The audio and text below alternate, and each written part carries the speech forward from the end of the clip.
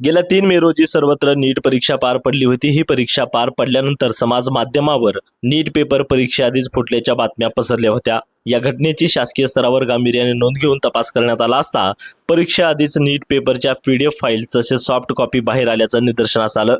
हा पेपर राजस्थानातून फुटला असला तरी सर्वत्र जिल्ह्यात आणि लातूर जिल्ह्यात देखील नीट पेपर फुटीचं लोण पसरलं असल्यामुळे प्रशासनाने नीटची झालेली परीक्षा रद्द करून पुन्हा नव्याने नीट पेपर घेण्याची घोषणा केली आहे. यामुळे लातूरच्या शैक्षणिक क्षेत्रात मोठी खळबळ उडाली असून प्रशासनाच्या या निर्णयाचे स्वागत विद्यार्थ्यांनी आणि नीटची तयारी करून घेणाऱ्या शिक्षकांनी केलेत. पाहूयात शिक्षक आणि विद्यार्थ्यांच्या प्रतिक्रिया. अतिशय स्वागतार्ह अशा स्वरूपामधला सेंट्रल गव्हर्नमेंटचा असेल किंवा नॅशनल टेस्टिंग एजन्सीचा हा निर्णय आहे.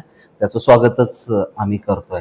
कारण ज्या पद्धतीनं पेपर लीकचं प्रकरण अगदी ग्रामीण भागापर्यंत पोहोचलेलं होतं, रिमोट एरियाजपर्यंत पोहोचलेलं होतं, ज्या पद्धतीनं त्याच्या PDFs अगदी हार्ड कॉपीच्या माध्यमातून असतील, सॉफ्ट कॉपीच्या माध्यमातून असतील, अनेक मुलांपर्यंत पोहोचलेल्या होत्या, त्याचा विचार करता आणि हे असं काही नाही की ते फक्त राजस्थानमध्ये झालेलं होतं, अगदी लातूरपर्यंत हा सगळा घटनाक्रम पोहोचलेला होता. त्याचा एकंदरीत विचार करता अभ्यासू विद्यार्थी जे आहेत त्यांच्यावरती या गोष्टीचा प्रचंड अन्याय होणार होता. अर्थात याची दखल घेऊनच सेंट्रल गव्हर्नमेंटनी आणि NTA हा जो निर्णय घेतलेला आहे त्याचं आम्ही स्वागत करतो आणि त्याचा आम्हाला मनस्वी आनंद पण आहे. आता ज्या विद्यार्थ्यांनी या परीक्षेची तयारी केली होती, परीक्षा दिल्या होत्या, या विद्यार्थ्यांची मेहनत वाया गेली? नाही, मेहनत वाया गेली असं नाही म्हणता येणार आहे. उलट हे जे होतं ना, ज्या पद्धतीनं कट ऑफ एकतर MBBSचे कट ऑफ खूप मुळातच हाय असतात, जागा अवेलेबिलिटी कमी आहे. 22 लाख 23 लाख विद्यार्थी परीक्षा देत आहेत. महाराष्ट्रातनं 4.25-4 लाख विद्यार्थी परीक्षा देत आहेत. त्याच्यातनं 7,500-8,000 मुलांना MBBSचे खूप झालं तर प्रवेश मिळणार आहेत.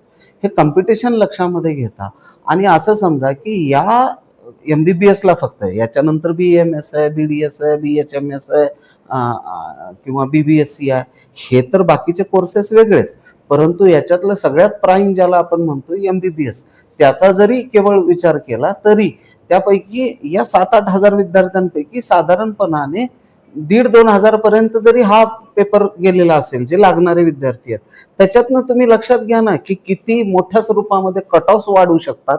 आणि ज्यांनी वर्ष झालं, 2 वर्ष झालं, 3 वर्ष झालं, 4 वर्ष झालं, मागच्या 3-3, 4-4 वर्ष झालं जे विद्यार्थी अभ्यास करतायत, तर त्यांचा एकूण विचार करता हे गोष्ट जी झालेली आहे ते असं काही त्यांच्या मानसिकतेवरती परिणाम वगैरे होण्यासारखं काहीच ते ठीक आहे, काही वेळा करता वाटू शकतं की आपण ह्याच्यातनं बाहेर पडलेलो होतो, आता पुन्हा तेच करायचंय.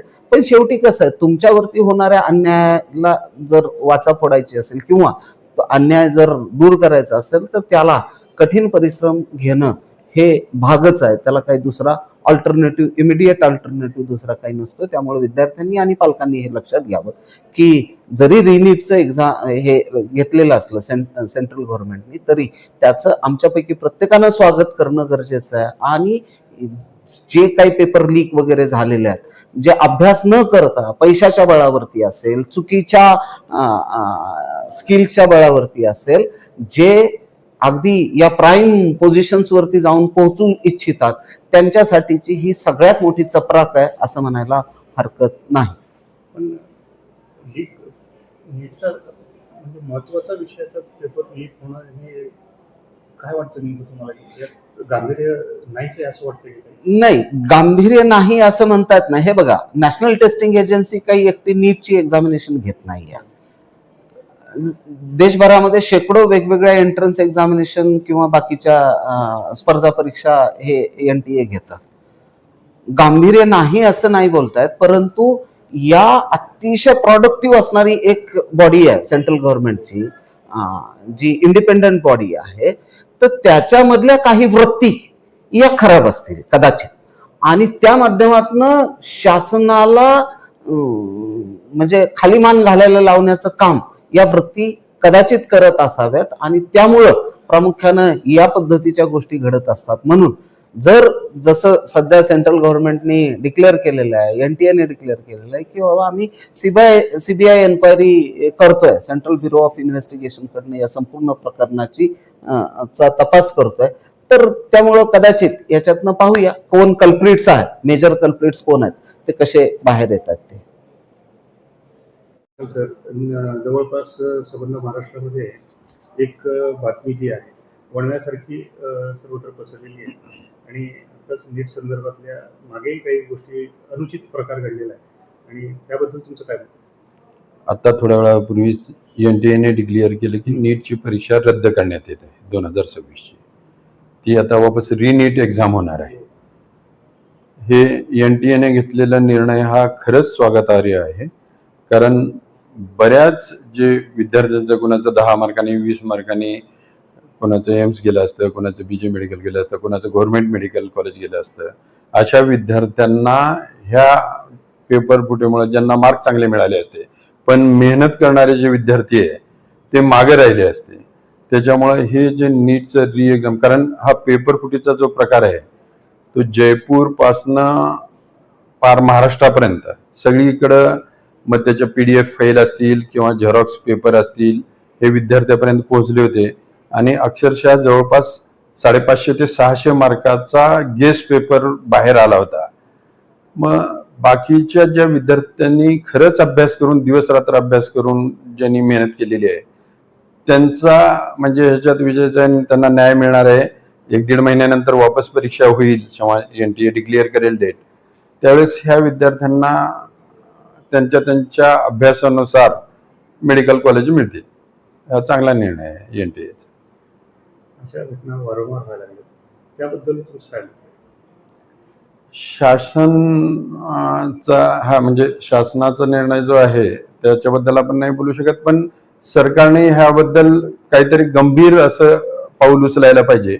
जे हे लोकप्रकरण किंवा हे असं पेपर फुटीचं हे करतायत त्यांच्यावर कडक कारवाई किंवा म्हणजे त्याची चौकशी एकदम निष्पक्षपणे झाली पाहिजे, असं आमचं मत आहे. यामध्ये होतकरू जो विद्यार्थी आहे त्याचं नुकसान नक्कीच आहे. नक्कीच आहे. शिवम भागवत जाधवर. मी विद्यारण्य अकॅडमी इथं सध्या शिकत आहे, रिपीटर विद्यार्थी म्हणून. आणि यावर्षी जी नीटची एक्झाम झाली त्या एक्झाममध्ये NTA जारी केलेल्या आन्सर कीनुसार मला 654 मार्क्स मिळत होते. अशी परीक्षा झाल्यानंतर चेक केल्यानंतर 654 गुण मिळत होते.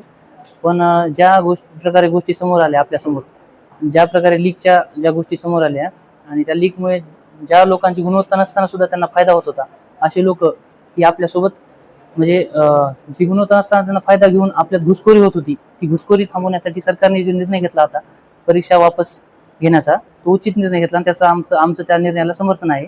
आणि त्यामुळे आमच्यावर होणारा अन्याय काही प्रमाणात कमी करण्यात येईल असं वाटत आहे. पण तरी सरकारने इथून पुढे ह्या गोष्टीकडे लक्ष देऊन NTA ही लीक प्रक्रिया किंवा जी गोष्टी घडत आहेत समाजात त्या गोष्टी होण्याची काळजी घेतली पाहिजे, बिलकुल काळजी घेतली पाहिजे आणि असं झालं नाही पाहिजे. इथून पुढे याची काळजी घेतली पाहिजे. यामध्ये काही विद्यार्थ्यांचं नुकसान झालंय असं वाटतंय का?